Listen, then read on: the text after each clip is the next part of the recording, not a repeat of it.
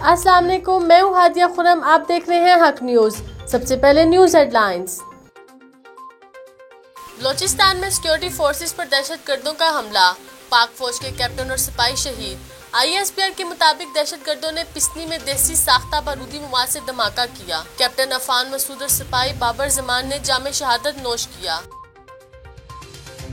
बेहतियाती असर दिखाने लगी, कोरोना से अमवात और केसेस में तेजी से इजाफा। एक रोज में 47 मरीज जाँ बहक। मुस्बित केसेस की शरह 5.2% तक बढ़ गई। असद उमर ने कहा, कोरोना के भारतीय वेरिएंट ने खित्ते में तबाही मचाई है। मुल्क भर में मरीजों का रश बढ़ गया। SOPs पर अमल करें, जल्द वैक्सीन लगवाएं। असद उमर का ट्वीट।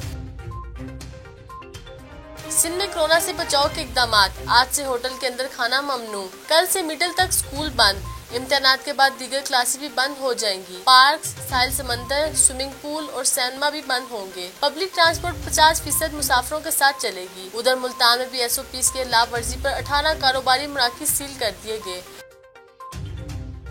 वज़ीर-ए-आज़म इमरान खान 2 रोजे पर उज़्बेकिस्तान रवाना। पाक उज़्बेक बिजनेस फोरम से मुतल्लिक कॉन्फ्रेंस में शरीक होंगे। मुलाकातों में अफ़गान अमन अमल पर बात होगी। वज़ीर इत्तलात फवाद चौधरी कहते हैं, वज़ीर-ए-आज़म का दौरा माशी और सिक्योरिटी एतबार से बहुत अहम है।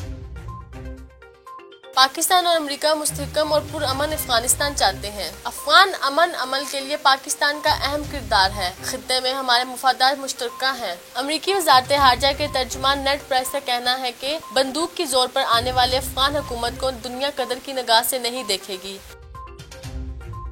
अफगानों को हुकूक न देने वालों को इमदाद नहीं देंगे। अफगानिस्तान में तालिबान की मजीद पेशकदमी जारी, मजीद कई इलाकों पर कब्जा कर लिया। अक़वाम मुत्तहिदा का अफगानिस्तान में बड़े इंसानी अलमिया का हादसा, आलमी ममालिक का अफगान हुकूमत पर तालिबान से फौरी मुज़ाकरात पर जोर। रूसी नुमाइंदा हुसूसी का कहना है कि अफगानिस्तान में अबूरी हुकूमत कायम होनी चाहिए। कश्मीरियों ने नून लीग और पीपल्स पार्टी को आजमा कर देख लिया। दोनों जमातों ने अपनी जेबें भरने के अलावा कश्मीरियों के लिए कुछ नहीं किया। मामले हुसूसी इत्तलात पंजाब फरदौस आशिकवान का ट्विटर पैगाम। मजीद लिखा कि वज़ीर-ए-आज़म इमरान खान इस पार और उस पार के कश्मीरियों के लिए मसीहा बनकर आए हैं। जो शख्स शहबाज शरीफ की मेट्रो बस न चला सका, वो 22 करोड़ अवाम पर मुसल्लत है। तर्जुमान नून लीग मरियम औरंगजेब कहती हैं, मेट्रो बसों और स्टेशन की देखभाल में मुजराना लापरवाही काबिले मुजम्मत है। इमरान खान और किराए के तर्जुमान जुबान चलाने के बजाय मेट्रो बसें चलाएं। साबिक सदर ममनून हुसैन की नमाज जनाजा कराची में अदा कर दी गई। नमाज जनाजा में सियासी शख्सियत और आला अफसरान की शिरकत। वज़ीर-ए-आज़म, आर्मी चीफ और सियासी रहनुमाओं का साबिक सदर की वफात पर इजहार अफसोस। चौधरी बरादरान का भी मरहूम की सियासी खिदमात को खराज तहसीन। ममनून हुसैन तवील अलालत के बाद गुज़िश्ता रोज इंतकाल कर गए।